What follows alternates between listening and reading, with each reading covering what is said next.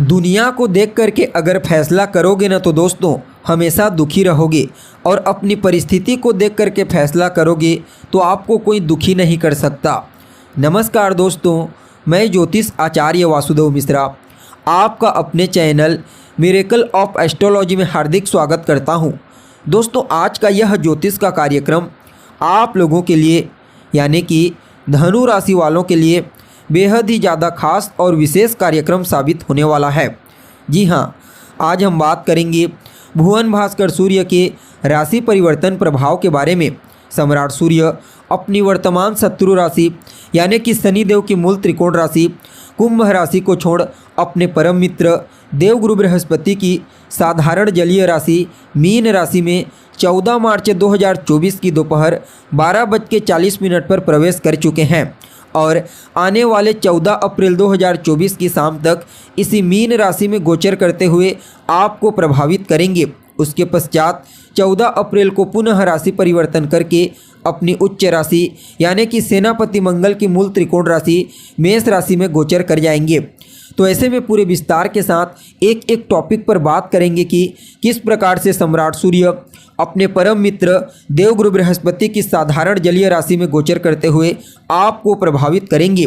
जी हाँ, इस गोचर काल के दौरान आपके जीवन में कौन कौन से बड़े परिवर्तन हो सकते हैं, किन किन क्षेत्रों से विशेष तौर पर आपको लाभ की प्राप्ति होगी, कौन कौन सी सावधानी आपको बरतने की आवश्यकता होगी, आपकी शिक्षा, आपका स्वास्थ्य कैसा रहेगा, आपकी लव लाइफ, आपकी मैरिड लाइफ, आपका पारिवारिक जीवन कैसा रहेगा, भाग्य, करियर, बिजनेस, व्यापार और फाइनेंस के दृष्टिकोण से भुवन भास्कर सूर्य के इस राशि परिवर्तन को आपके लिए कितना फायदेमंद कहा जा सकता है।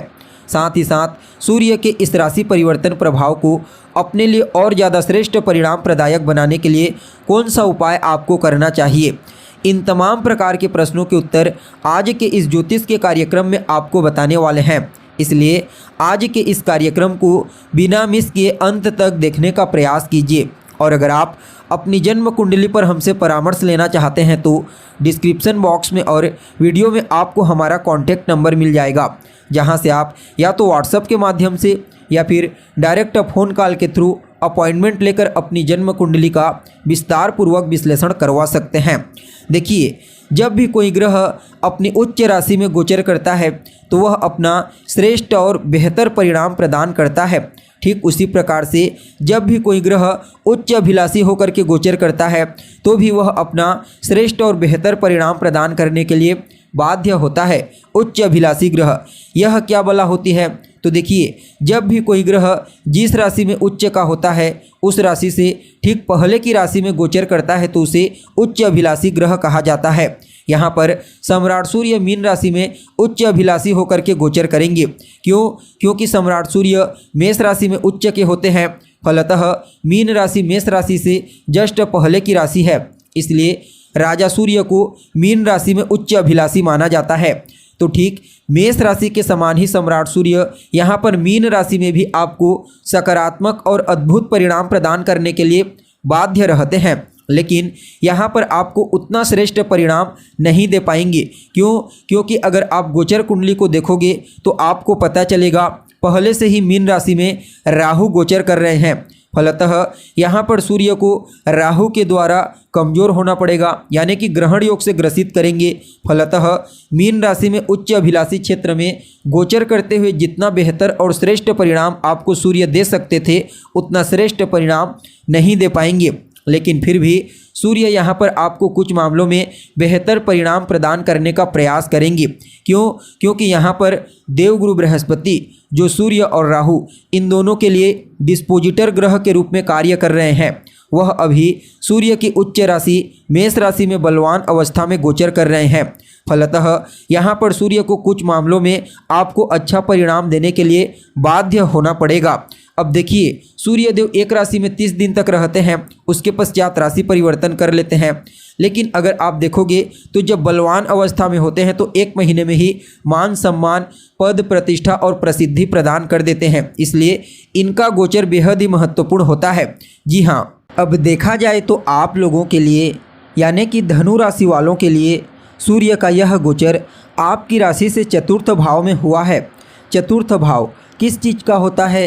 तो मूल रूप से चतुर्थ भाव आपके सुख सुविधाओं का भाव होता है। जी हाँ, आपके तमाम प्रकार के भौतिक सुख सुविधाओं का स्थान चतुर्थ स्थान होता है। इसके अलावा यह भाव रिश्तों में आपकी माता का प्रतिनिधित्व करता भाव है। यहाँ पर सम्राट सूर्य आपके लिए भाग्य अधिपति बन करके, यानी कि आपके भाग्य भाव के स्वामी बन करके राहु के साथ युति बना करके गोचर करेंगे। फलतः सम्राट सूर्य के इस गोचर काल को आप सभी धनु राशि वालों के लिए लगभग 90% तक काफ़ी अनुकूल और श्रेष्ठ परिणाम प्रदायक कहा जा सकता है।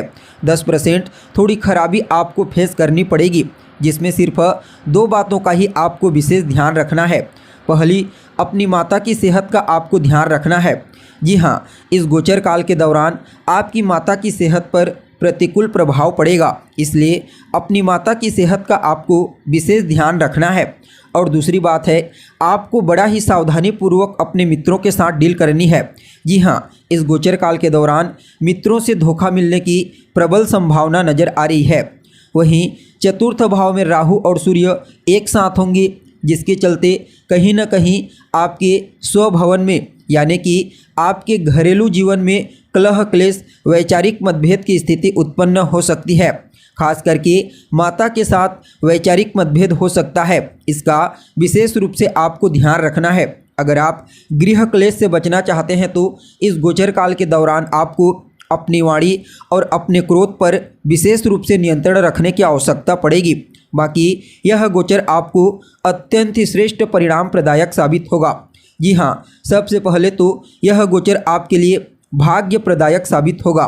भाग्य का प्रबल रूप से आपको साथ देखने को मिलेगा और भाग्य के सहारे ही आपके कई बड़े कार्य इस गोचर काल के दरमियान पूरे होने वाले हैं। देखिए, कई बार जीवन में ऐसी स्थिति उत्पन्न हो जाती है जब हम आगे बढ़ने वाले होते हैं, आगे बढ़ रहे होते हैं, तो अपनों की तरफ से ही परेशानी आती है। जी हाँ, हमेशा याद रखना, हमारे जीवन में आने वाली जितने भी परेशानियां हैं वह बाहर से नहीं बल्कि करीबियों से, घर के आसपास के लोगों से ही आती है।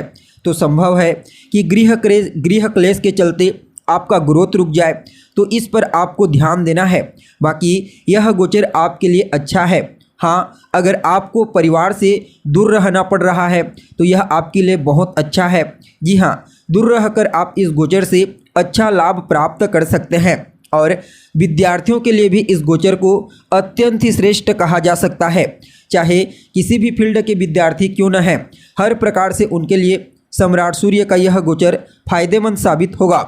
वहीं आपकी लव लाइफ के दृष्टिकोण से भी यह गोचर काफ़ी अच्छा साबित होने वाला है। यानी कि कुल मिलाकर के देखा जाए तो यह गोचर आपको ज़बरदस्त परिणाम प्रदायक साबित होगा। बस आपको अपनी माता और अपने पिता दोनों के साथ अपने रिश्ते को मधुर बनाना है और कोई भी वैचारिक मतभेद उनके साथ ना हो, इस बात का आपको ध्यान रखना है। और कहीं ना कहीं इस गोचर काल के दौरान आप यात्रा कर सकते हैं। यात्रा आपके लिए लाभप्रद साबित होगी।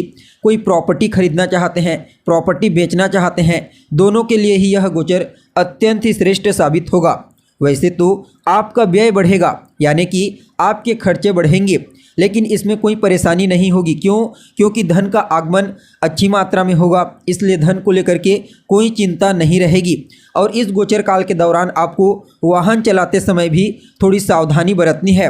बाकी यह गोचर आपको हर प्रकार से लाभ प्रदान करेगा। इस गोचर काल के दौरान भुवन भास्कर सूर्य को अर्घ्य प्रदान कीजिए। जी हाँ, रोजाना अर्घ्य देने वाले जल में एक लाल रंग का पुष्प डाल करके उन्हें अर्घ्य प्रदान करें। रोजाना आदित्य हृदय स्तोत्र का पाठ करें। अपने पिता का सम्मान करें और सूर्योदय के बाद तक सोने से बचिए। बाकी यह गोचर आपके लिए अत्यंत ही श्रेष्ठ परिणाम प्रदायक साबित होगा। तो दोस्तों, कैसी लगी आपको जानकारी? उम्मीद करते हैं जानकारी आपको पसंद आई होगी। अगर जानकारी अच्छी लगे तो लाइक करें, शेयर करें और हमारे चैनल को सब्सक्राइब करें। आज के लिए बस इतना ही। फिर मुलाकात होगी एक नए और ताज़ा एपिसोड में। तब तक के लिए नमस्कार।